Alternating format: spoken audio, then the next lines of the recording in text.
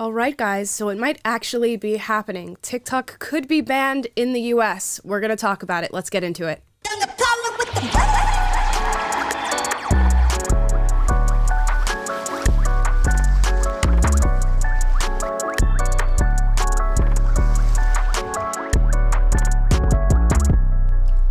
Welcome, everybody. I'm your host, Amla Epinobi. We've got Taylor in Nashville. Well, happy St. Patrick's Day to you. It is St. Patty's Day, and I'm not wearing green, guys. Although you can't pinch me, or I will hashtag me to you. So do not touch me. Nobody. Taylor, where's your green? Is it your hat? Yeah, this is the best I got today. I got Cam Haynes' bow hunting hat on. It's close enough, and shout out to Cameron Haynes. Speaking of Cams, we have Cam in the producer's bay. What's up, guys? Cam, where's your green? It's on my pants. Yeah, but he's not going to stand up and show you guys. It's not that type of show over here, ladies and gentlemen. We're going to talk about a few different things today. TikTok possibly getting banned in the United States, talking about the different motivations for that. Fat Talk, which is a new section of TikTok that I've recently grown accustomed to, where obese people share what they eat in a day. So we're going to have a conversation about that. California moving to possibly ban certain candies due to chemicals and carcinogens that are used to make them. We're talking Skittles, Pez, things of that nature. Plus, is Walmart racist for the certain inventory that it chooses to protect from shoplifting? Also, is your pantry racist? Because pantry porn, according to New York Post, has been deemed to be rooted in racism and sexist behavior, says a Loyola professor. We're also going to be talking and hearing from a man who has decided to cut off his family and essentially not talk to his family anymore because they are GOP voters. His dad in particular, people bringing down the hammer on him and talking about family disagreements. Plus, Kamala Harris, there she is, gives a fun little post-game speech to the Howard men's basketball team, and it is now going viral for cringy reasons. So guys, let's talk TikTok. Here's the headline out of NPR. Biden administration demands that TikTok be sold or risk a nationwide ban. So TikTok has been circulating in conversation as far as being banned for quite some time now. The Trump administration tried to do it, was shot down by the courts. Now the Biden administration is taking a second crack at it, stating that they demand that the Chinese-owned TikTok be sold to, I guess, an American parent company, or that the popular video app could face bans in the United States. The article goes on to say, whether federal officials have given TikTok a deadline to find a buyer remains unclear. Regardless, it is a major escalation by White House officials who have grown increasingly concerned about the safety of Americans' data on the app used by more than 100 million Americans. And apparently that's 100 million Americans who use TikTok for 90 minutes a day. It's kind of wild just to hear how often people are on the app. I am with those 100 million Americans. Taylor, Cam, are you guys with those 100 million Americans? I'm on the app. I don't use it for 90 minutes a day. I can say that confidently. But Are you up at 90 minutes? I don't think I'm quite at 90 minutes. I would say I'm probably pretty close for how much I surf that app and use it, honestly. Cam?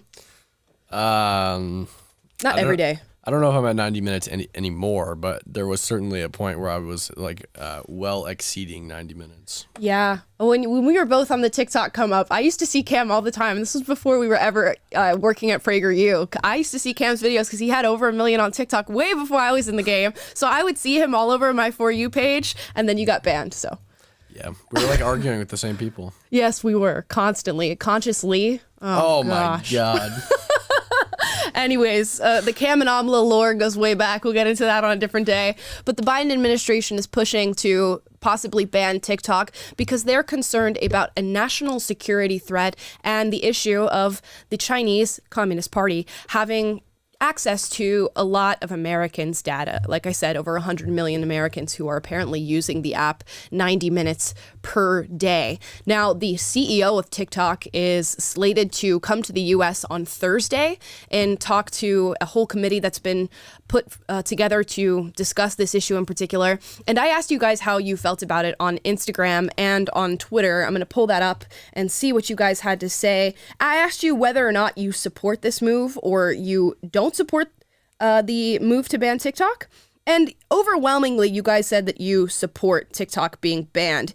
88% of you on Twitter said you support, as opposed to 12 who said that they don't. And on Instagram, we're looking at 86% saying they support it and 14% saying they don't. Taylor says he supports it.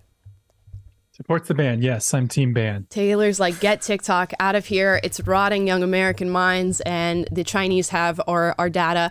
I am on the fence on this. I'm not going to lie, because there's a lot of moving parts here, and we're going to talk about these moving parts.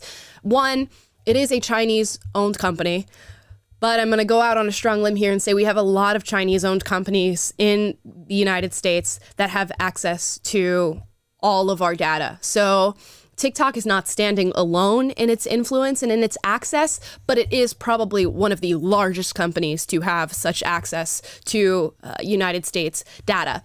Also, one of the main people who is pushing for this TikTok ban is none other than, you know him in the metaverse, Mark Zuckerberg, who has been on a very long campaign to get TikTok banned by the United States in what I believe to be is hopes of all the people who are surfing TikTok and are creators and are posting on there to move back to Meta, being Facebook and Instagram, and to be creators there. A little bit of evidence to that possible point is that last week, Meta announced plans to pause Reels Play bonus payments. So if you're creating Reels on any sort of Meta application, you could get paid for those Reels once you've reached a certain status on your account.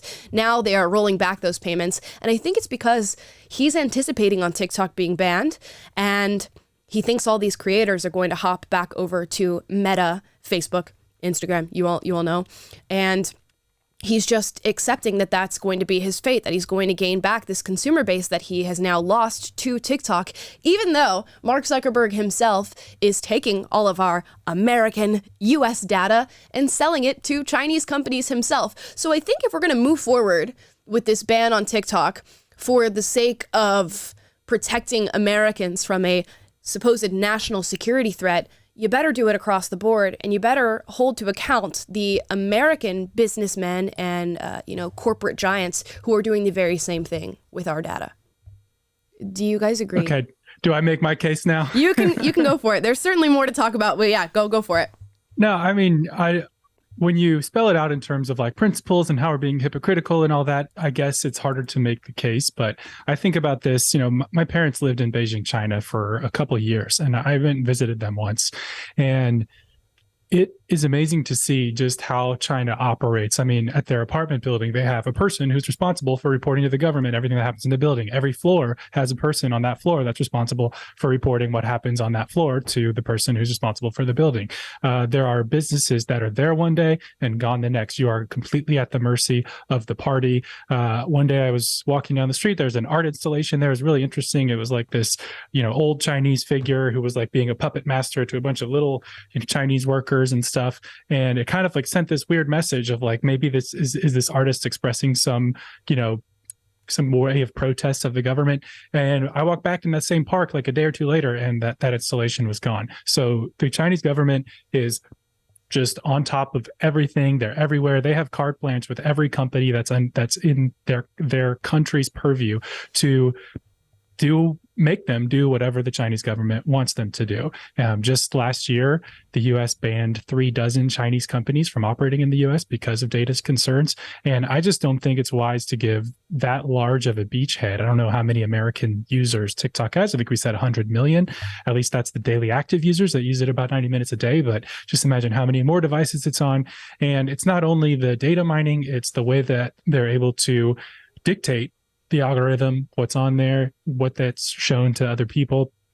So just all of that, just why would you give, and what's also your biggest hostile global threat, why would you give them a beachhead that large in your company, in your culture, in every American pocket, when you have grounds to ban this company in the same way that you've banned many other companies that you have? And look, I enjoy TikTok. I'm a confessed TikTok user, and I do understand that there may be some inconsistencies with how we're doing it, but just the scope and scale of the threat that I think it poses, just necessitates some sort of focus and action. And I'm partial to, I love the old school Vine days. And so I'm partial to seeing someone like Elon Musk create an alternative that we can all hop onto and not have to worry about our data being banned or the moral implications of using an app that's owned by a company that is beholden to a government that is also dangling the strings in places like North Korea and the Shenzhen province. So there's so many reasons to just cut as many ties and close as many loopholes as we can with China. So yeah, I find it hard to believe that in this case, banning TikTok alleviates any of the supposed threats that they are pointing to. I honestly think it just diverts them to a new pathway where now, okay, you leave TikTok, so you'll head over to YouTube Shorts and you'll head over to Instagram and Facebook or whatever. And then instead of your data going directly to a Chinese controlled company, Mark Zuckerberg will sell it over to China for you for a hefty price. And that's why he's going through every avenue he can to make sure that this ban goes through for him, for his bottom dollar, really. And as soon as somebody can say to me, yeah, it's going to alleviate a threat beyond just diverting it somewhere else, then you know what? I want to hear you out. I want to know what you have to say. I think it also needs to be recognized that TikTok has opened up a window, not for all, because there are major censorship issues on the platform, but a window that mainstream media and legacy media does not have. And it's a window that cannot be controlled currently by the US government, although they are working diligently to do that. And I do think there are a lot of higher players in the TikTok company that are here in the US and are controlling exactly what it is that you see on that platform as well. But there doesn't seem to be quite as much collusion. When you are finding alternative media sources, like for example, the Ohio train derailment that happened, where the media wasn't covering it and people were basically saying, oh, it's fine. You know, this happens 1,000 times a year, I think is what Pete Buttigieg said. And then you go on TikTok and you see all these people who are posting live footage of what's happening in their backyard, what's happening in their community, the water sizzling as people try to make their coffee and things like that. It's a window that we now have into people's lives to get information that is not the same as the information that the legacy media or that the really American-controlled Twitter, Meta, Instagram, all of these different entities give to you. Although Twitter has, of course, gotten much better since Elon Musk has owned it. I think there's a lot of people who have been used to having a very strong hold on the American mind, consciousness, what it is that you see, you think, and you feel. And they're losing that hold a little bit with TikTok, as we are now getting, you know, instantaneous updates on stories that legacy media can't really keep up with. And if they are keeping up with, they're lying and giving you propaganda. So I sit on the fence. That's where I'm at. I'm on the fence. Help us out. Where do you fall on this debate? But for what it's worth, the chat looks like you guys are 82-18 in favor of banning TikTok. Mm-hmm. Yeah. My mic was off, of course. I feel like it's just a meme at this point. Yeah, so I'm pretty much like, I guess I'm kind of on the fence. Ideal situation, a U.S. parent company buys it out, right, and we get to keep the app, but it's run by an American, which I assume would not only alleviate any issues of a security threat, but also probably make the algorithm better, probably reduce censorship, and probably just make things generally better on the app.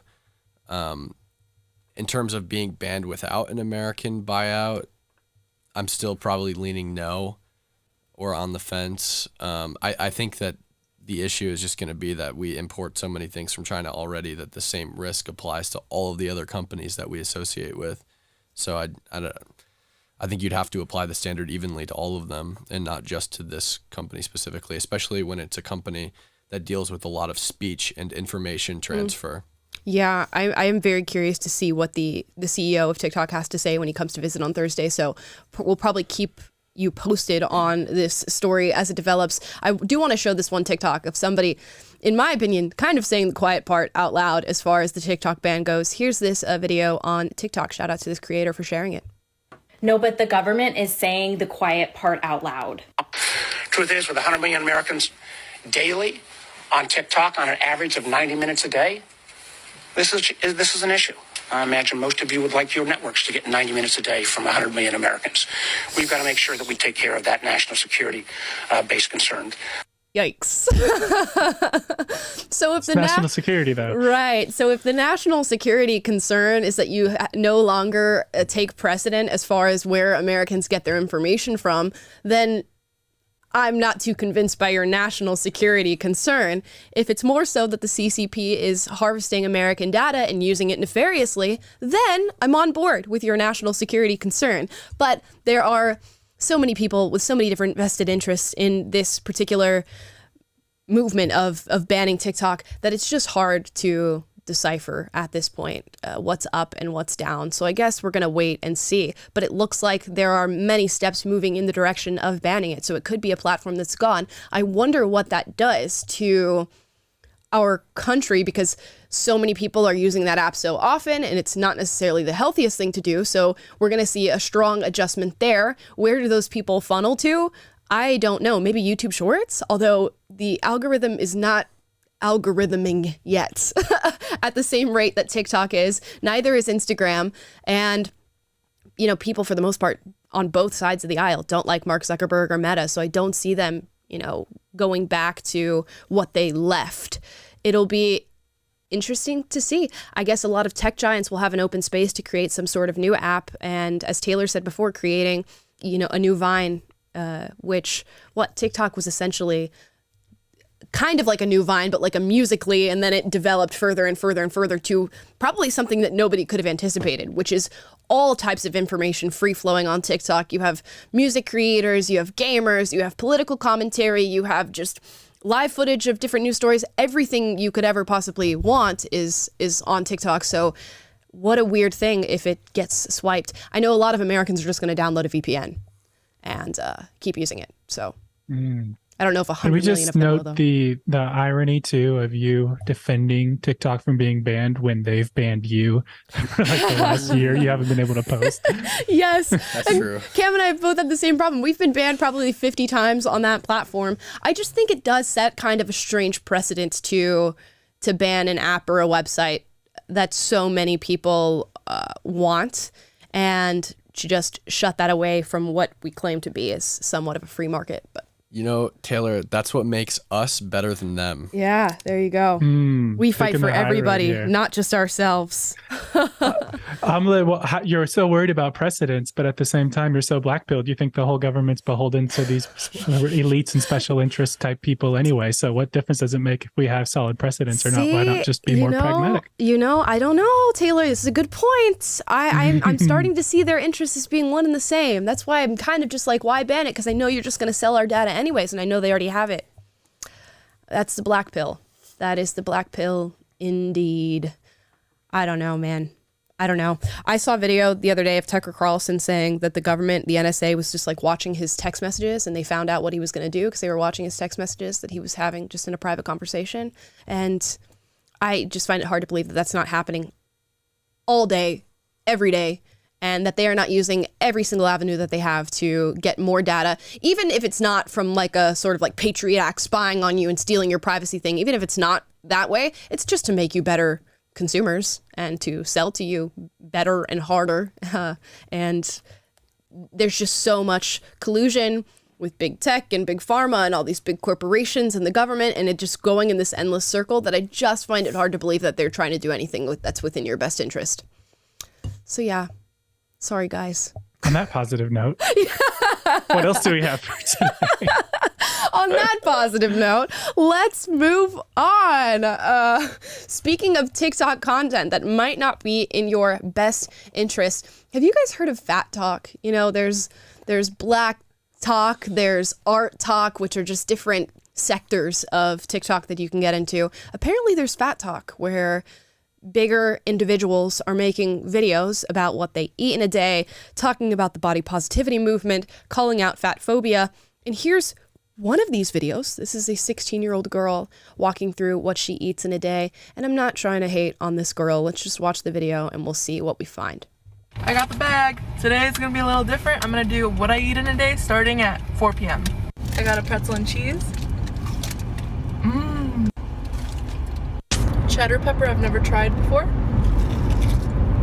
Hot. Really rich in cheddar. Mozzarella stick. Mozzarella stick with marinara. Corn dog with mustard. So Keep in mind I'm sharing all these things with my mom. Say hi, Mom. Hi. Sprouts. Petco. I got frozen yogurt, tart, strawberries, mango boba, and what's it called? Fruity Pebbles. It's giving Nikocado avocado. Just keeps going. This is all one day, right? This is all one day. Panda Oh my God. Express. First, a cream cheese raccoon.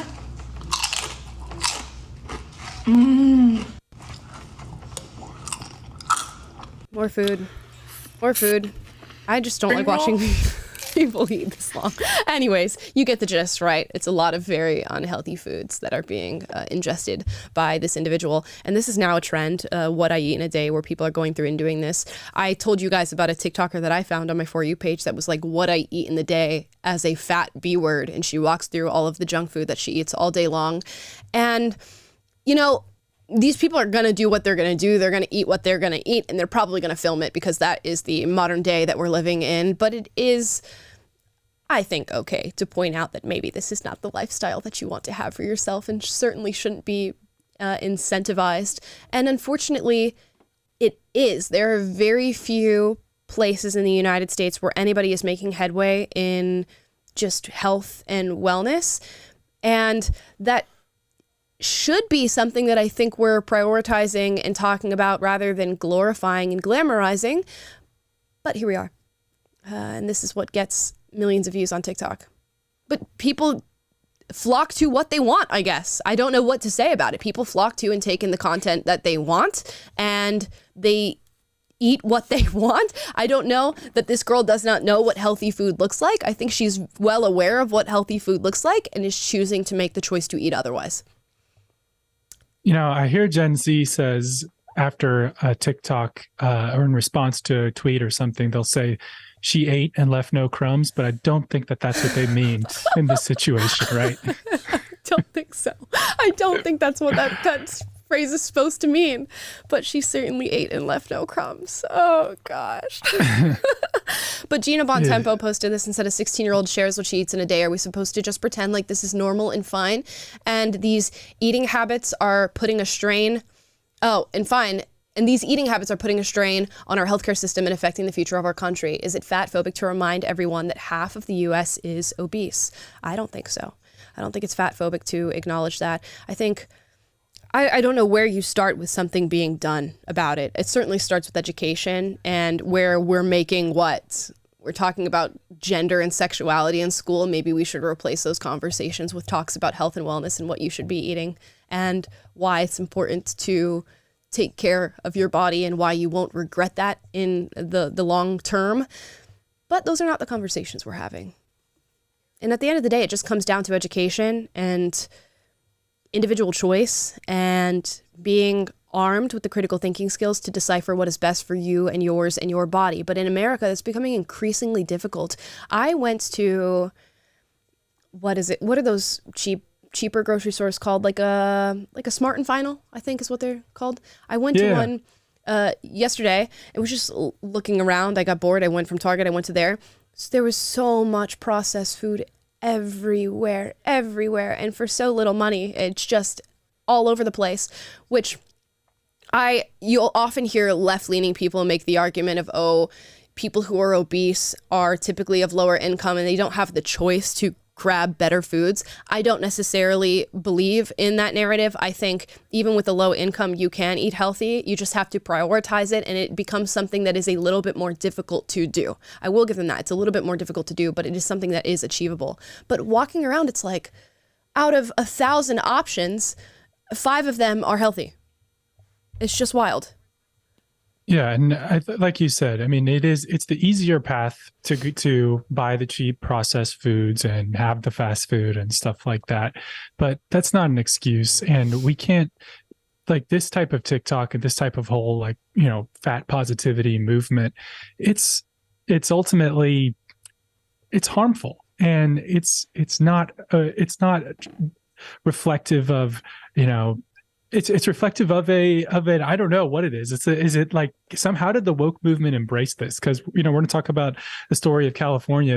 They're moving to ban candy, and yet at the same time, the left seems to be friendly to this idea of fat positivity and that eating like this and being like this is somehow being yourself, and it's just a lie. We can't be in a place as a culture where we're glorifying this type of behavior because it's literally killing people. I mean, what was it, like 70% of COVID deaths were associated with obesity in some way, and we know all the negative health outcomes that are associated with this. And so we should not be in a place as a culture and as a society where somebody can just go online and celebrate this and posit it, and everyone's just clapping for it. It's ridiculous. We have to restore some sanity to society and be able to say up is up, down is down, and eating like this is totally unhealthy. And even if it's easier, even if there's lots of processed foods out there, it's easier to make those choices.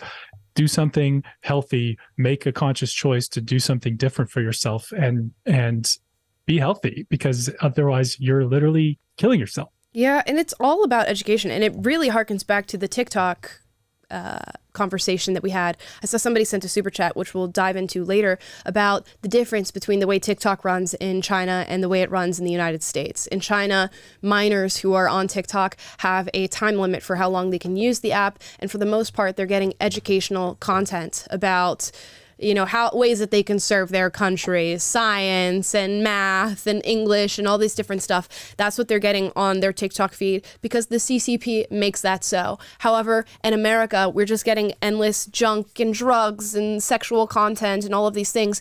And some could use that as an attack on the CCP and say, well, look what they're doing in their country and look at what we're doing in ours, and it must be their fault. I don't view it that way. I mean, I think it's within the CCP's best interest that is the content that we're viewing here in the United States, but it is completely of our own doing. The market reflects what the market wants, and this is what we want in the United States. You guys want endless junk, you want endless sexualization and drugs and all this different stuff, and that's exactly what's going to be fed to you from your app because they want to make money. So if you're in a country that incentivizes education and having healthy minds for their minors, guess how? They're going to produce income that way and profit that way and good citizens that way. In America, it seems like we're more concerned with, I don't know, finite pleasures and sitting in comfort. So that is the way that our market responds to things like that. So you could blame the CCP for that, but I kind of blame the United States for that and our own culture. And this is where your black pill point comes back in, because why wasn't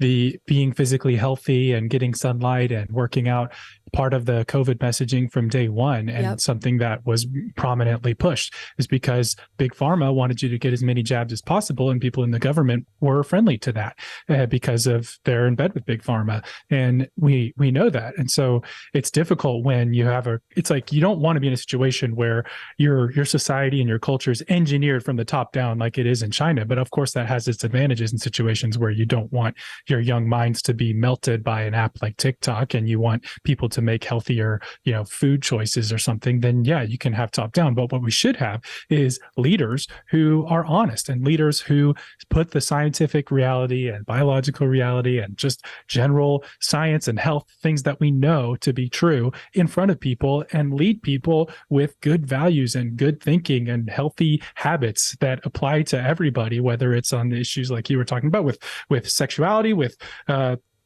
food or whatever it may be.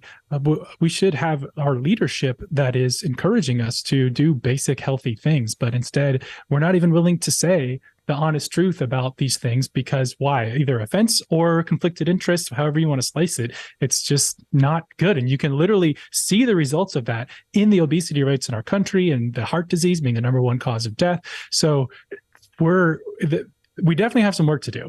Yeah, my understanding when I was younger, like taking civics class and all these different things, is that, okay, you're going to have these corporations and you're going to have these companies. And of course, their interest is profit, and their interest is not necessarily doing what's best for you. Their interest is making you into the best consumer for whatever it is they're pushing as a product. And the government, if a government has any role, is to regulate those corporations and companies and make sure that, yes, they can maintain their interest of profit and competition and all those things, but that you are well equipped to know what your choices are and what the best choices are for you. You know, we all got that government-sponsored food education when we were young, and it was the food pyramid and a whole bunch of BS that is now, well, you look back on and you're like, oh, what is going on there? But that, in some ways, if we're going to expand the government to as big as it is today, that would be their responsibility to go, yes, I know that big pharma and these candy companies and, you know, these fast food chains, they have their corporate interests, they have the profit that they're trying to derive from you, but here's the information that you need to make a proper decision when it comes to these things. And once you've been given the information, once you've seen the man behind the curtain, as they say, then it's your fault where you end up after that point. And there'll be healthy corporations and companies who are creating products that you can flock to if you've gotten the education to do so. But now it's just not like that at all. Now it's like the corporations and companies create their structure for profit. They know what's best for them. Then they tell the government, hey, can you help me out with this? And can you be the bulldog that I need you to be so that we can get the profit on the other end? And once we get that profit, you know, we'll pinch a little bit off the top and we'll hand it back to you to make sure that this system keeps working the way that it works. And now here we are. And you watched that all throughout the COVID pandemic, as Taylor just said, with the vaccines and all this stuff. They just go, here's our structure. Here's how we're going to get the most success based on our metrics. Let's lobby the government and get them to collude with us, essentially. And then we'll just have this synergistic, you know, simpatico relationship where we go back and forth with one another. And it's tragic. It's much deeper than just collusion, too. Like, the government just especially in the pharmaceutical industry, the government just doles out like billions of dollars every single year in grants and subsidies. And they put up red tape, prevent competitors from entering the market so that their friends can stay on top. It's terrible. Yep. And it just continues. And now we're getting ESGs that are going to be cycling through our corporations and companies, which is a whole nother story for a whole nother day. But we won't get to that yet. Now, let's talk about on the subject of food and health, a California law that could ban the sale of candies like Skittles and Pez. Let's see this. You may no longer be able to taste the rainbow in California. One of the state's lawmakers is proposing a ban on additives used in several candies, including Skittles, Sour Patch Kids, RIP, Pez, and jelly beans, as they are linked to cancer and organ damage and can be harmful to DNA. Additionally, Trident sugar-free gum is at risk of being pulled from the shelves, along with more savory items like Campbell's soup and some bread brands. Quote, Californians shouldn't have to worry that the food they buy in their neighborhood grocery store might be full of dangerous additives and toxic chemicals, reads a statement from the Assembly member Jesse Gabriel, whose district is outside of Los Angeles and who proposed the ban in a bill. So this is an interesting conversation, and I think it sparks maybe, I don't know if it's a philosophical discussion about what can and should be banned, but it does sort of open this up because many will say, oh, well, you shouldn't ban it, right? Maybe you just have to put on the package that this is carcinogenic and it could alter the DNA so that people have the choice to buy what they want to buy. And if an American wants to use their liberty to go and buy Skittles and Pez or to go on TikTok, they should have every right to do so. They just need a disclaimer as to what this could possibly do to them. And I'm sympathetic to that argument, but also I'm looking at an ever-growing industry of processed foods that are being put on the market day after day, where other countries, like all of the European Union, are striking down on these food companies and saying, no, you can't put toxic chemicals in your food. You can't literally produce things that may taste good, but are going to kill the citizens who are living in our countries. So it's just, I don't know. It's, if you look at what Australia did with cigarettes, where now if you buy cigarettes, they have horrific pictures of what can happen to you, and it says very clearly what the risk is. And I believe we do some of that in America as well. Is that what should happen here? Or would you guys want to see a ban on things like this?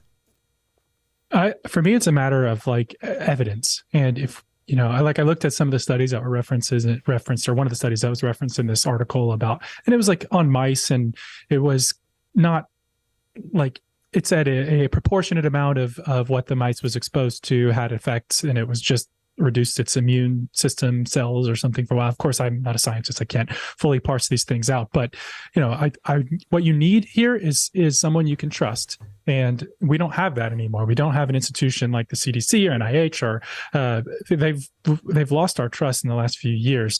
And it's hard to be like, oh yeah, I trust the FDA to, issue appropriate regulations on processed foods and stuff. I'm generally somebody who's very moderate about these things, and I believe that we should have maximum freedom as long as that people aren't able to take advantage of that to put stuff in our food that is knowingly causing harm to us. So if we can demonstrate that these companies know what they're doing and that they're aware that some of these ingredients have been shown to be harmful, and they still put them in there because it's cheaper to process them that way or whatever it may be, then there should be regulation, there should be accountability for that. But like you said, it's a tough conversation, because I think a lot of responsibility also falls to the individual to, if you eat minimal amounts of this stuff. I can't tell you last time I had a pack of Skittles, but if you're already avoiding these heavily processed foods in general as part of your lifestyle, then this isn't going to be a big story to impact you. But there is also the thought that, should everyday Tom, Dick, and Harry, so to speak, who are going to the grocery store, the Americans, really, do they know what's going through their mind? And is it really on them to have to read the ingredient labels and go through all this stuff? Shouldn't you just have some baseline level of trust in the food that's available at the grocery store? So I'm sympathetic to that argument as well. So I don't know. I feel like I said a lot without saying anything, but it's definitely a difficult thing. And I think if it can be shown to cause harm, then I think it should be regulated, bottom line. Yeah. And it seems like it is clear. I mean, it's of these ingredients that they're looking at, propylparaben, red dye 3, brominated vegetable oil, which I imagine is in a lot of stuff, potassium bromate, and titanium dioxide. The latter 3 have already been banned in the European Union. So it seems as though the EU has already done their due diligence here and has decided these things are not allowed in our candies. And these ingredients are present in other items as well. It's not just candy, although this is the focus of this article in particular. And I just don't know. At the very least, if there's proof to show that this is happening, it should be illustrated somewhere on these packages. Crazy sour Skittles, crazy cancerous Skittles. Just so you can see that and you know what you're up to. With the put some cancer cells, I guess, on the back next to the recycling symbol that they put on these packages. Oh gosh. I mean, we're gonna have to ban everything. If we just start banning anything that can harm you, we're gonna have to ban literally everything. Right. Even red meat will give you cancer if you eat too much of it. It's a slippery slope. I don't know.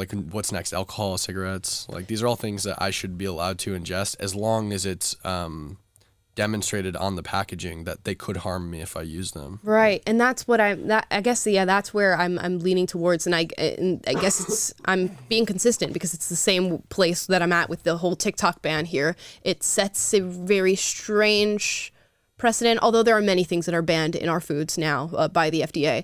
But just let people know that this is something that could happen, I think, at the very least.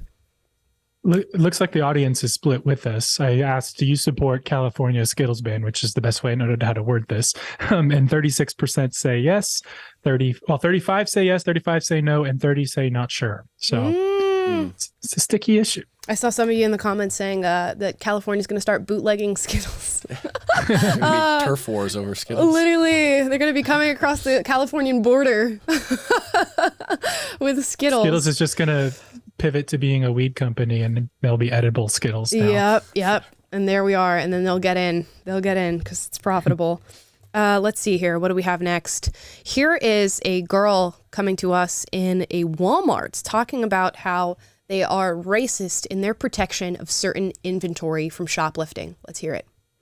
Okay, so I'm at my local Walmart and I'm just looking at the makeup section and I noticed this.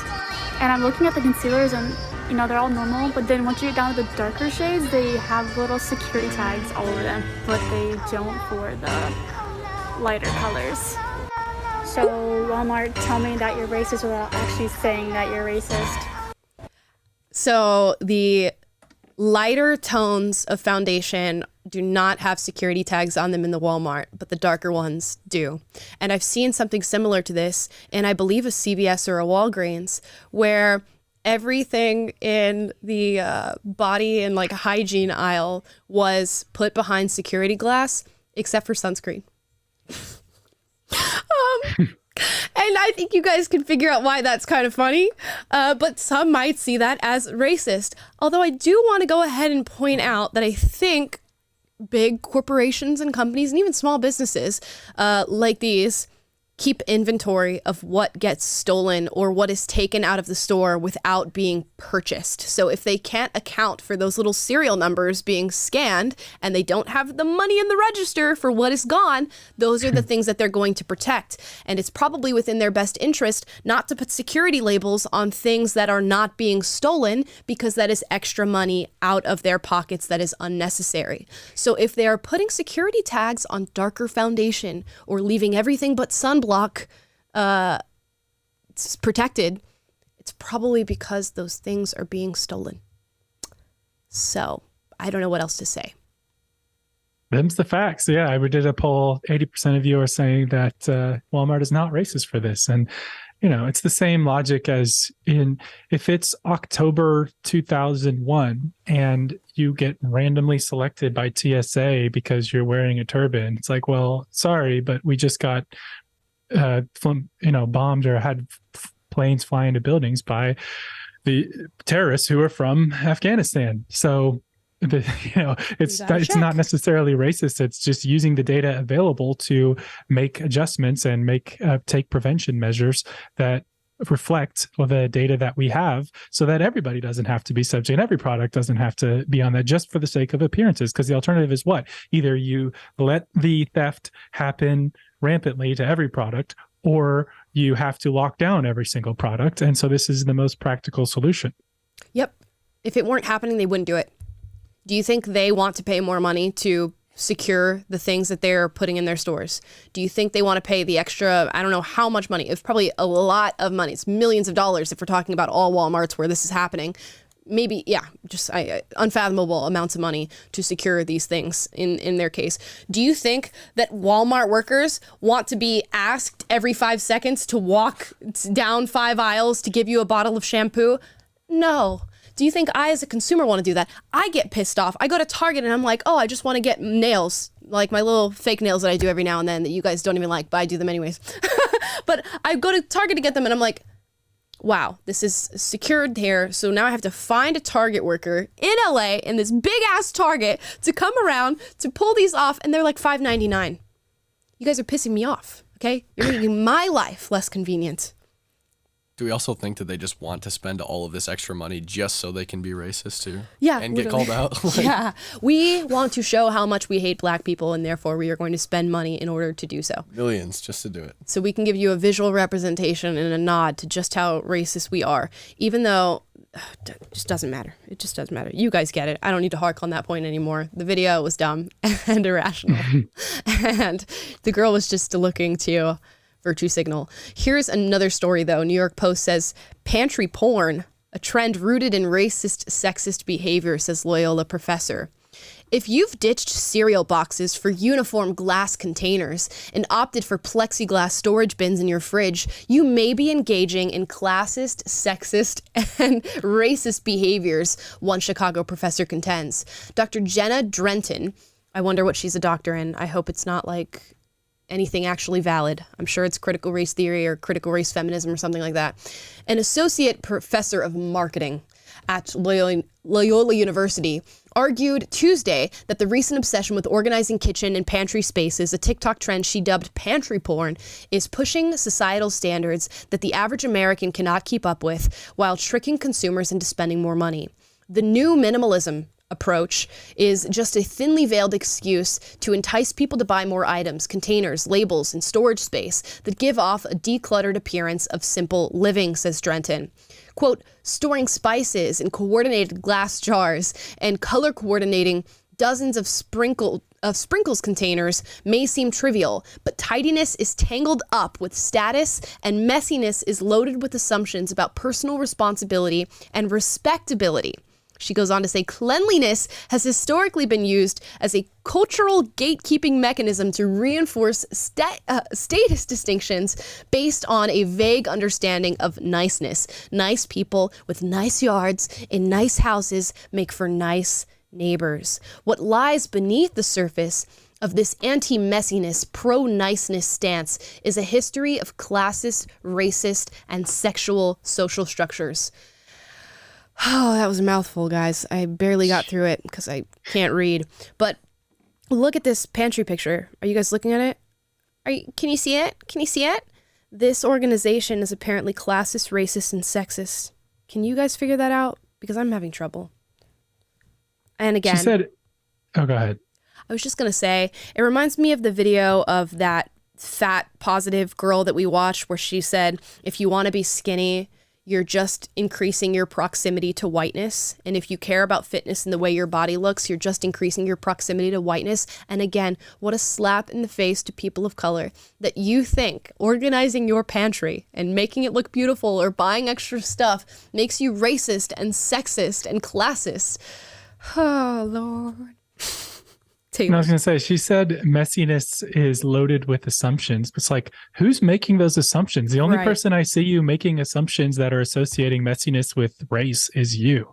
So race or class is her. She's the one that's dividing the issue and saying that poor people and black people are messy and people further away from whiteness are disorganized and don't have clean pantries. But you're the one who's being racist in this situation by putting all these assumptions into this conversations. No one else said anything about that. People are just organizing their pantries on TikTok, and which, by the way, no one said that everyone who's organizing their pantries on TikTok is white. I'm sure there's plenty of other people of other races who are doing this. So this is that classic, it's not whether racism occurred, it's where did racism occur. And if you look in the situation deep enough, you'll find racism if you're looking for it. And that's exactly what people of this ilk do, especially in academia. You got to know it's coming.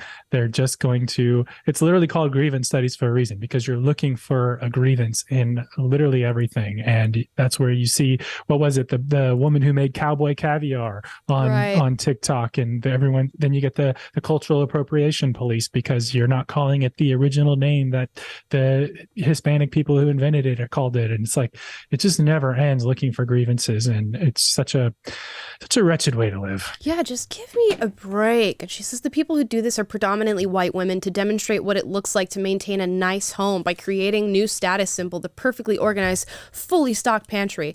You know what? If you don't like it, don't do it. It's as simple as that. They like it. They do it. They post a video about it on TikTok. You deem it pantry porn and call it racist and sexist. If you don't like it, do not do it. They're not creating a new standard. It's not like every pantry has to look like this. I can't even believe I'm talking about this. Can't even believe it. If Aaron said, I'm white and my pantry's a hot mess. Well, apparently that makes you black. So welcome to the club. We're now in the same boat. It's just ridiculous. I just cannot believe it. We're going to move on here. I don't have anything else to say about this. This guy, we'll touch on these last few stories very quickly, cut off his dad in what is now a viral email that he sent to his family members because his dad is a Republican and plans on voting forward the GOP. I want to see if I can zoom in on this so we can read this a little better. Oh, I don't think so. Let's see. Okay, so it says, "Hi family, last night on a phone call with dad, he commented that he was still a Republican. I asked, quote, even after Republicans are trying to recriminalize homosexuality across the United States, end quote. Yes, he said. As such, it is now necessary for a family email so that expectations are set to everyone, regardless of voting affiliation. Hear me clearly. You cannot vote for the GOP and continue to have a relationship with me. No exceptions. I am inviting no dialogue, and I have no interest in nuance." And I don't think we even need to read any more of this email because he just exposed himself there. I am not inviting dialogue, and I have no interest in nuance. Unbelievable. So this guy posted this and said, update, 100% family agreement. Hold folks accountable, especially the ones you love, and do it with the passion you'd have preventing a drunkard from driving. It's a public health and safety issue. Oh, the entitlement is just so very real. Not only are you entitled to your own opinion, which you are entitled to others' opinions. And if they cannot shapeshift their opinions to fit your agenda, then you cut them off. And this person's dad responded and said, "This is your dad," which is such a dad thing to say in a text. "This is your dad. Stop your vicious words. This is not about homosexuality. I have friends who are gay and a brother who I support, loved," and the text goes on, but it's cut off. Probably cut off because it's a generally nice message about how he doesn't hate gay people. So he posted this thinking that this was a big W for him and that he was going to win. And somebody responded and said, "You ought to be ashamed of yourself. Your parents gave you life. Show some effing respect. My dad is still a registered Democrat. I, his gay son, am a Republican. No one cares. He is 91 and I would cut off my arms and legs if it would make him even a few years younger so that we could have more years together. People like you who are so lucky and don't even know it make me sick. Willing to throw away the only people biologically programmed to like you because your low information cultist self can't tolerate cracking open your echo chamber an inch to, God forbid, witness different opinions. You'd rather cosplay Nazi genocide because it gives you purpose and brings some misguided excitement to your basic humdrum existence." He goes on to say, "Love, one of the nearly 1 in 3 gay Americans who vote Republican. P.S. Nobody wants to murder you, except maybe the people who have to be around your insufferable ass. Can't claim them. Your dad deserves better." But there is a point to be made here. It's clear in that text message that his dad is saying, whoa, wait a minute. I don't hate gay people, right? I just agree with Republicans more than I agree with Democrats, and that's the way that I'm voting, and that's okay. And would probably still want to maintain a relationship with this guy. But he thinks it's a W to not only just dog on his dad and his political beliefs, but send an entire email to his family saying that he's going to ostracize them if they don't vote the way that he wants them to. And that's a win for you? That's really sad. It's just very sad. It's like cult-like behavior to issue this kind of statement and to treat your family like this. Isn't it one of the markers of being in a cult when it seeks to cut you off from your family? But exactly. Only someone who's engaged in like such a rigid ideology would ever think to do this. And you can tell just by looking at the person's profile. I got it pulled up right now.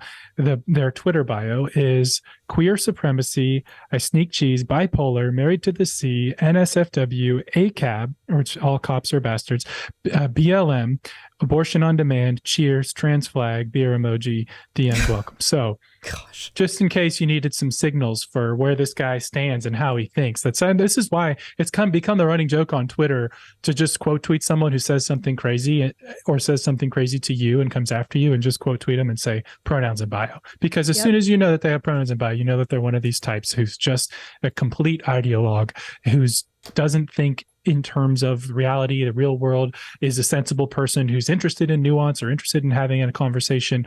They're not.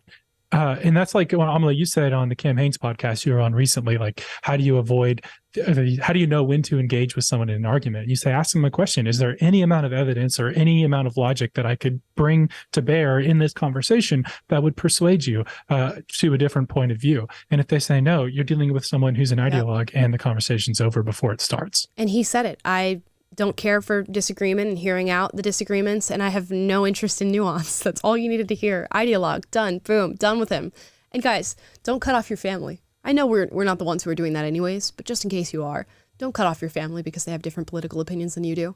I promise it's not that deep, and you guys can still maintain a relationship. While I'm pulling up super chats, we're just going to play this little St. Patty's Day video that we always get around to every year of a leprechaun sighting. Well, just in time for St. Patrick's Day, crowds are coming by the dozens to get an up-close view at what some say is a piece of Irish folklore. Some people in the Crichton area of Mobile say a leprechaun is taking up residence in their neighborhood. A leprechaun. NBC 15's Brian Johnson has more. Curiosity leads to large crowds in Mobile's Crichton community. Many of you bringing binoculars, camcorders, even camera phones to take pictures. To me, it looks like a leprechaun to me. All I gotta do is look up in the tree. Who else seen the leprechaun? Say yeah! Eyewitnesses say the leprechaun only comes out at night. If you shine a light in its direction, it suddenly disappears. This amateur sketch resembles what many of you say the leprechaun looks like. Others find it hard to believe and have come up with their own theories and explanations for the image. My theory is it's casting a shadow from the other limb. Could be a crackhead that got hold to the wrong stuff. And it told him to get up in a tree and play a leprechaun. We're going to get down to the bottom of this. Yeah, it's still on there, guy. Don't be afraid. Don't be afraid, man. This guy helping to direct traffic says he's prepared for his encounter with the leprechaun. He's suited up from head to toe. This wars off spells right here. This is a special leprechaun flute, which has been passed down from thousands of years ago from my great-great-grandfather who was Irish. I just came to help out. Others just came to get lucky in hopes a pot of gold may be buried under this tree. I'm gonna run a backhoe and uproot that tree. I want to know where the gold at. I want the gold. Give me the gold. I want the gold. This is Brian Johnson, NBC 15 News. I love that. People will do anything for a pot of gold. I mean, People will do anything for a pot of gold. Do you guys remember when news was good? This was NBC. Do you guys remember that? When we were actually getting true stories about leprechauns and trees? Could be a crackhead. Got hold of the wrong stuff. Yeah, this was the biggest white pill I could have gotten today. It just gives me hope for humanity that stuff like this still exists. Yeah, and you better believe we're going to play this every year on St. Paddy's Day that we're live. We will play this every year for your viewing pleasure. Could be you posted that South Park clip on your story as well. That's annual viewing on St. Patrick's Day too. Yes, you got to check that out on my Instagram story. It's the little clip of Butters on St. Paddy's Day because Butters loves St. Paddy's Day and he's dressed out in all green and he goes up to this girl in school and he's like, "You're not wearing green," so he pinches her and then he gets arrested for sexual assault, which is so 2023, by the way. But Butters gets arrested and he's like, "I'm so sorry. I just did it because she deserved it on account of what she was wearing." And everybody just freaks out on it. It's like, "Oh, you're horrible. Disgusting." But yeah, that is St. Paddy's Day today. I don't think you can pinch people on St. Paddy's Day anymore. Unless you want a problem. America's just going to hell. It's just going. If you can't pinch people, we're done here, brother. Oh my gosh. Darn liberals. You also have your other St. Paddy's Day recommendations, don't you, Taylor? Oh, yeah. So I thought about this because Sabrina, our colleague, sent me a video today or like a text today where she was watching the Always Sunny in Philadelphia episode where Charlie catches a leprechaun. So that's another classic one if you're an Always Sunny fan. And then there's The Luck of the Irish on Disney, back the Disney Channel original movie from the 90s or early 2000s that is also a classic. So I don't know if you guys have any other appointment viewing annual St. Patrick's Day clips or shows, put them in the chat. Right. Gonna go get your shamrock shakes, which sounds so gross. I'm not gonna lie. It just sounds gross. Done. Okay, to super chats. Text Fraud, thank you for your super chat. TikTok is just overrated musically. Well, it basically is musically. You know what? I don't know. Musically sucked. TikTok has a lot of stuff on it. Musically was pretty bad. If I want to just watch somebody like dance and lip sync, I don't know. If I get to that point in life, I'm just gonna duck out. It's my time. So yeah, I think TikTok's a little better than musically. Next, Sup My Dude says, I absolutely despise TikTok. Absolutely mindless entertainment with little to no artistic value nor integrity. Be gone, TikTok, you piece of crap. You know, I go back and forth on it because the algorithm shows you what you want for the most part. If you wanted just purely educational content, like if you wanted to hear from people learn how to code watching TikToks, you could learn how to code watching TikToks. If you wanted to hear from engineers about how their job works or whatever, you get that on TikTok. There's a lot of information, but a lot of it is mindless crap. Just depends on what you're feeding yourself. Flynn Vasson says, "Did you pray for me? LOL. Keep up the great vids." He's checking in on you, Taylor. Holding me accountable. You know what? Actually, we were going to bed the other night. My wife was like, "You need to pray for that guy." And so she held me accountable too. And so I did say a quick prayer for you. But I don't know. It's kind of weird that this is happening through super chats, both the accountability and the request, because I feel like I'm being paid to do this. And it's raising some strange moral questions. So maybe we need to find another way to have this prayer relationship. We'll figure it out. We'll work out the kinks in that one. V, thank you for your super chat. Did you hear more about Eureka McCrae, the Safeway diversity champion who ran black supremacist Twitters and threatened this employee who reported it? No, I remember you sending a super chat for that. One moment, actually. Let's actually look into this right at this very moment. Eureka McCrae, Albertsons Safeway. I gotta tell you, I don't keep up with Albertsons and Safeway news. But I didn't see this story. I'm missing out. You know what I used to really love about Albertsons? Their chocolate chip cookies. And I haven't had one in a fat minute. Let me see. You know, there's not a lot of news on this, brother. Or sister. Don't want to misgender you. It's a big no-no. I'm looking up diversity. Maybe Taylor, if you look it up on your end, I'm not seeing any like headlines about it. Is this a story that you yourself are aware of? And has it been reported on? Dixon I seem Butts. to remember a story about this years ago. But anyways, yeah, we'll have to go back to it. Dixon Butts sent in a super chat. Appreciate you for that. TikTok itself shouldn't be banned. All data mining outside of the app needs to be banned for all social media and other apps. Yeah, I guess the Biden administration did, or some sort of outside company or the company itself is talking about safeguarding data instead of, going through this whole deal of trying to sell it to an American parent company. They're like, if we can get the data safeguarded, will that fix the problem that we're having now? So we'll find out more next week when the CEO comes and they have their whole conversation. Stubby Juan Kenobi, thank you for your super chat. Don't you worry about the difference between what China pushes to its citizens versus what Americans get. We did cover this. I worry in the sense that American culture has deteriorated, not in the sense that the Chinese are purposefully making it happen here. I just think that's you are what you eat, right? And that's what we're eating, willfully, just like that girl in the TikTok that we watched. Adam, thank you for your super chat. There's a reason they banned TikTok in their own country. The ruining of American minds at an alarming rate alone is more than a reason to ban this app. Best foreign attack on American soil ever. Well, it's not technically banned in China. It's just healthier in China. So you can still use TikTok and watch it, although everything is controlled in China. And I'm not sure that that's something we want to advocate for as far as the content that you get. I don't think you can even look up a picture of Winnie the Pooh in China anymore because it's been used as reference for their great and all-powerful master and leader. So it is a slippery slope. And if you got rid of TikTok, right, if it's banned tomorrow and the Biden administration makes this happen, you best believe there's going to be another TikTok in like 2 seconds because it's what Americans want. It's not like the Chinese just created TikTok and went, we will brainwash them into wanting to use an app like this and to feed themselves junk food. No, they just said, here's an app, you guys like it? And we're like, hell yeah, I wish we had 10 more of these. And you better believe an American's just going to recreate it and you're going to get the same content regardless. It's just where we're at right now.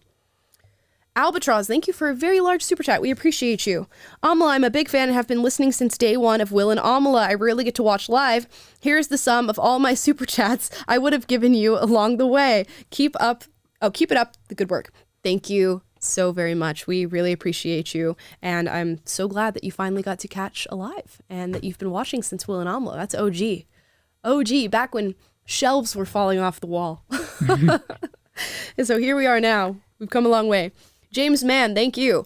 Amala, still a huge fan of you and Taylor. Keep up the good work informing people. Hope to see you do more videos with Gothics. She will be back. We are in contact. We could have her back. Flynn Vasson says, I downloaded TikTok and didn't use it. I also don't go around letting people know what I do all day. That's just weird to me. I don't see the point. Okay. Based. Different strokes for different folks. Based. Adam, isn't that more of a reason to block the foreign influence then? They find a weakness in our culture, exploit it. Why wouldn't we seek to block it? I agree. It's an American cultural weakness. I don't know. What's the difference between... That's more my... Taylor's take.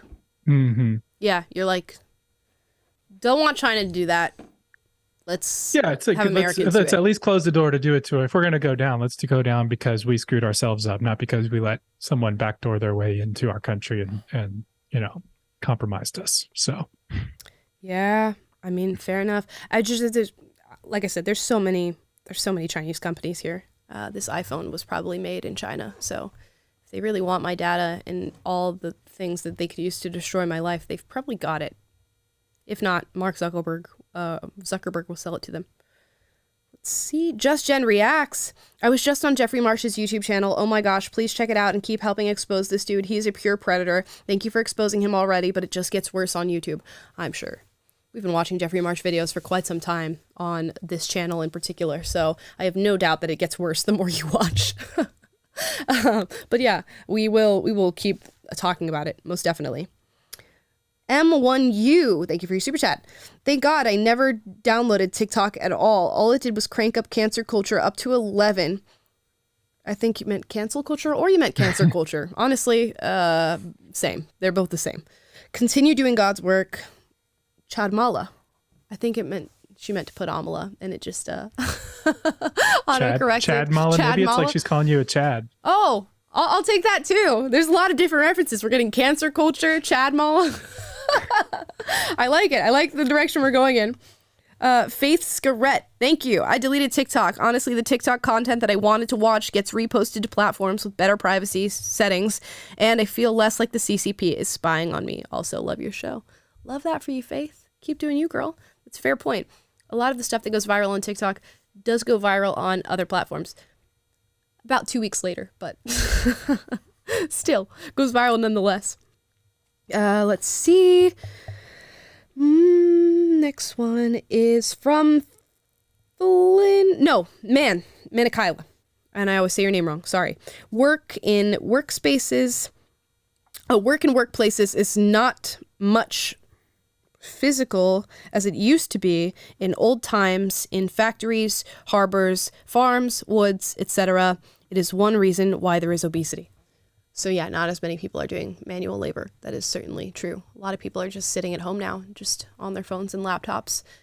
But come on, it does make you feel better to just get around the town. Go outside for like 30 minutes a day and see what it does for you. I bet it will change your life in some way, shape, or form. Mankyla says, if you live in a house with a yard, you can do physical work when doing gardening and other work in the yard. That way you can keep physical strength, so you don't need expensive gym memberships. Yeah, I have a gym membership and I have stuff at home. I just bought those little Bowflex, what are they called? Dumbbells? Couldn't think of the terminology there. I just bought those. They're pretty cool. So I've been working out both at the gym and at home. Adam says, 1970 to 1975, the year that American obesity started increasing dramatically, nonstop since. Also, the year fast food and fast food ads first became widely available. I'm a libertarian at heart, but ... The math is mathing, Adam. The math is mathing indeed. That does make sense. It is pretty quick to just go into a McDonald's drive-thru and get what you, I don't want to say what you need, but get what you want. My1U, thank you, says, of course, they will lock up what's being stolen often.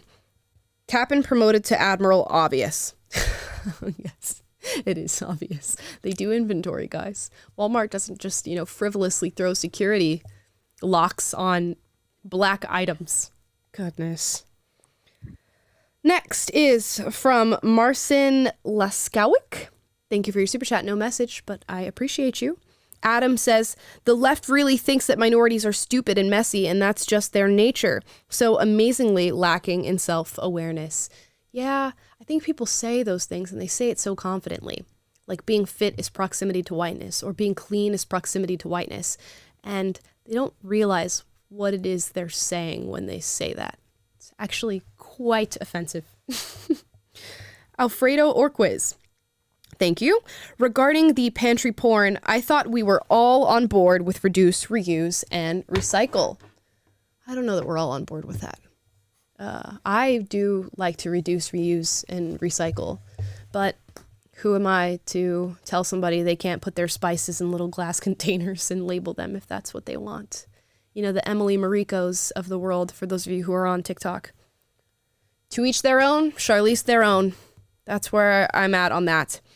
Mind Yo Business says, from Canada here, have you guys heard about the Chinese interference going on in Canada right now? I don't know. It's quite a broad question. I don't know in particular. I would need definitely more details. I will certainly Google it and look into that, but I'm sure there's those meddling kids are meddling all over the world. All types of countries, everywhere. Text Fraud says, well, looks like the very inclusive community isn't very inclusive. Who would have thought? Isn't that always the case? The people who are the loudest about what they are often not that thing at all.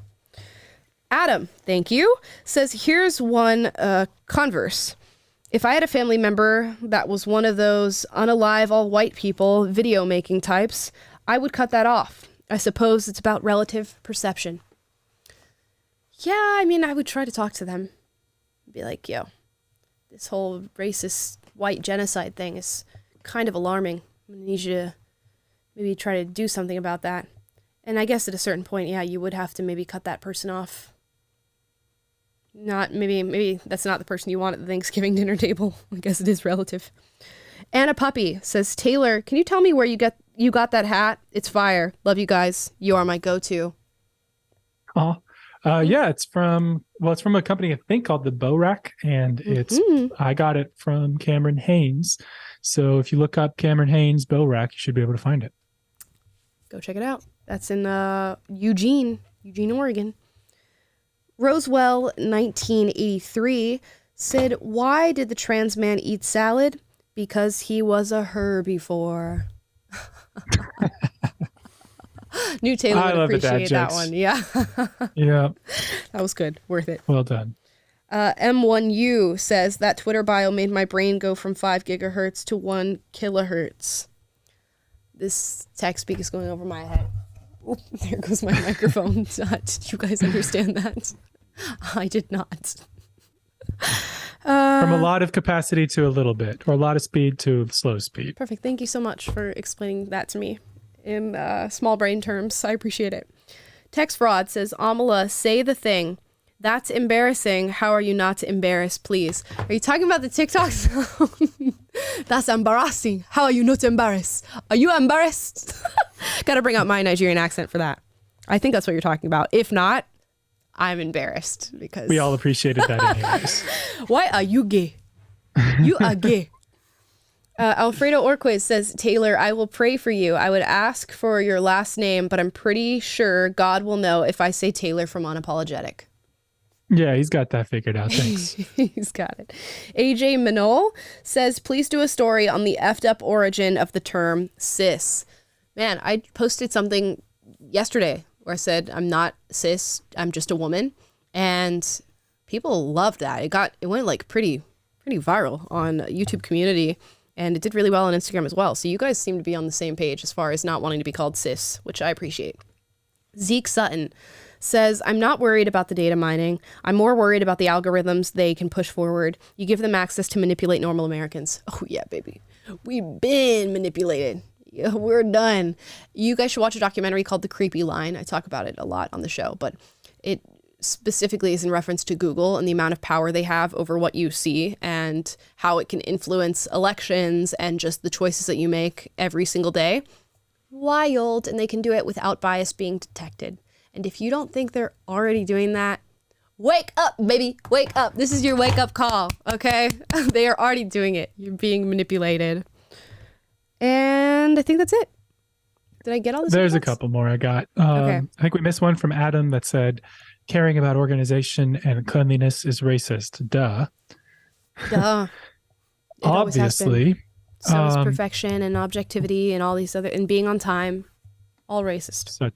Such whiteness, math, all of it. Flynn says, does based mean based in reality? And it can mean. Yeah, I think it's where it actually came from, isn't it?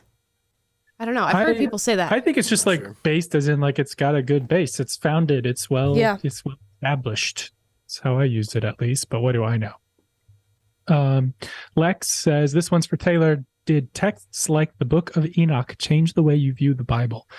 I think I've gone down the Book of Enoch rabbit hole once before, but generally no. I had my whole deconstruction phase and went down the rabbit hole of how the books of the Bible were selected and all of that, and I found some satisfying answers. So that I don't really struggle or with needing to go outside of that for other mind-changing things. So that's my answer to that.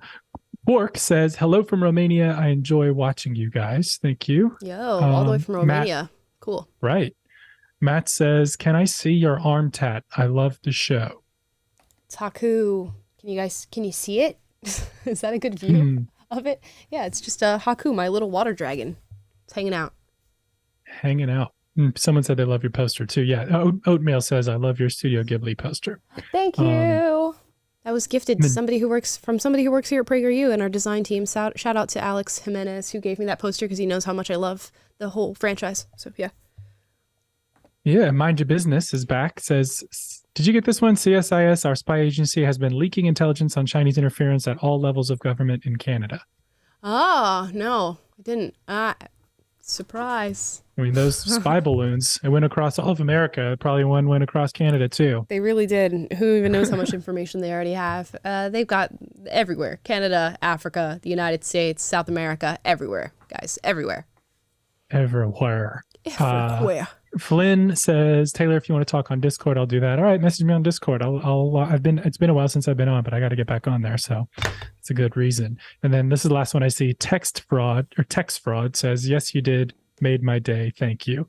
Oh, okay. Well, glad we made your day. And one more from Robin. Dems are going to invoke war to stay in power. I don't know about that. I don't want any war invoking.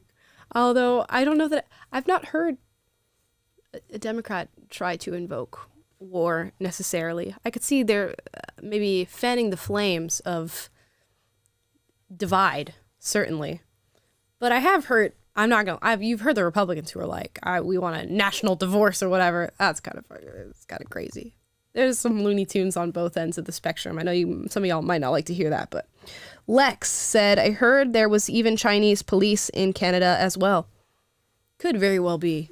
You know, it's all becoming a big old globalist modge podge. That's where we're at right now. Like I said, I'm black-pilled on this whole thing. I don't know where we go from here, guys. But just turn on your critical thinking skills. Another one from AJ Minnow. Please cover the fact that the term cis was invented by pro-pedophilia sexologist in 1991, Volkmar Sigust.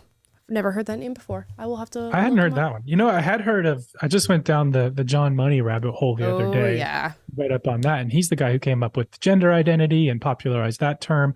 And he said some things that were apologist for pedophilia as well. And he transitioned an intersex guy who, well, he wasn't even intersex, like this little baby was born that had a damaged penis during circumcision. And he raised that baby or influenced that baby to be raised as a girl. And that person ended up committing suicide at age 38. And this is the guy who helped originate this entire ideology. So this stuff where there's a lot of smoke, there's fire. They also did sexual experiments on babies to find out stuff. Oh gosh, it's just actually horrible when you go down the rabbit hole of these things. It's almost always. It's crazy. Another one from Jonathan Lee. Have you heard about Mississippi trying to pass the Jim Crow law? No. Gosh. Ooh. I don't know what that means.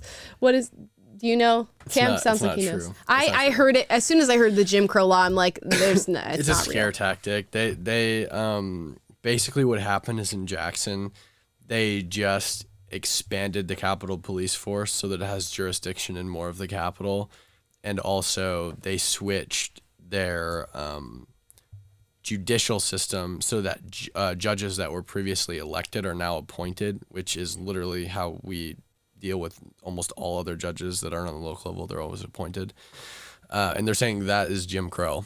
Why? Basically. Yeah, it's literally just those two things. The judicial system changed and the Capitol Police jurisdiction expanded, which obviously there was police in that jurisdiction before. It's just now under the jurisdiction of the Capitol Police. Yeah, I just don't understand how that constitutes Jim Crow at all. They're saying that because Jackson is mostly black and the cops are mostly white, that it's Jim Crow, but it's not. It's the obvious insinuation with Jim Crow is, well, people are going to be using segregated utilities and they're going to be beaten in the streets and they're not going to be allowed to go to certain restaurants. And anytime I hear it, I'm just like, it's a buzzword, and it never means what they're saying when you go in and look into it. And Jonathan Lee seconds that, apparently, says, thank God, I for real got worried. Thank you. You see what the power of words, how powerful words are? And you can just label something, kind of like what they did with the Don't Say Gay bill, where it had nothing to do with that whatsoever, but it got labeled as such, and now that's the only thing that anybody ever talks about when they're talking about Florida.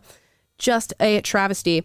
Wonderful Weird One says, have you heard about Bill C-11? I certainly hope it won't come to pass.